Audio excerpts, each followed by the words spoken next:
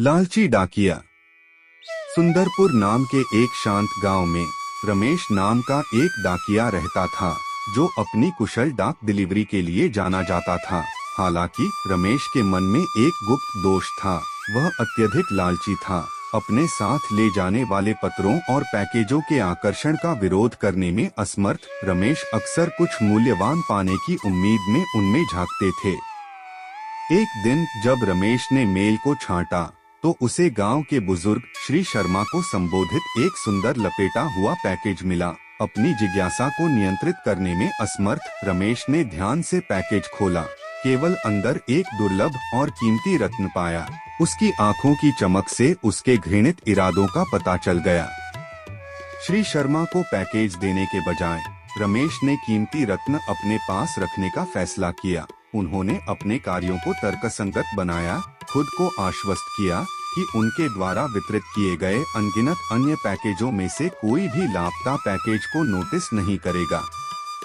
दिन बीतते गए और सुंदरपुर श्री शर्मा के मूल्यवान पैकेज के रहस्यमय तरीके से गायब होने पर उत्साह से भर गया। रमेश के धोखे से अनजान ग्रामीणों ने कीमती रत्न के खोने पर शोक व्यक्त किया। हालांकि कर्म का हस्तक्षेप करने का अपना तरीका था। अपराध बोध और पहचाने जाने के डर से परेशान रमेश को अपनी गलत कमाई से कोई खुशी नहीं मिली। उसकी बेईमानी का बोझ उसकी अंतरात्मा पर भारी पड़ा। एक शाम जब रमेश गांव में घूम रहा था, उसने अपने कार्यों का प्रभाव देखा।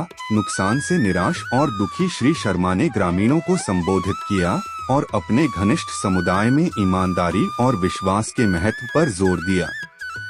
पछतावे से उबरकर रमेश अब अपने लालच का बोझ नहीं सह सकता था। उसने अपना कुकर्म कबूल करने और चुराया हुआ रत्न श्री शर्मा को लौटाने का फैसला किया। जैसे ही उसने पैकेज वापस किया, रमेश ने ग्रामीणों के विश्वास को धोखा देने के लिए खेद व्यक्त करते हुए ईमानदारी से माफी मांगी। श्री शर्मा हालांकि निराश थे, उन्होंने मोचन के महत्व को पहचाना। गांव ने लालच के परिणामों और अपने समुदाय के ताने बाने को बनाए रखने में ईमानदारी के महत्व के बारे में एक मूल्यवान सबक सीखा।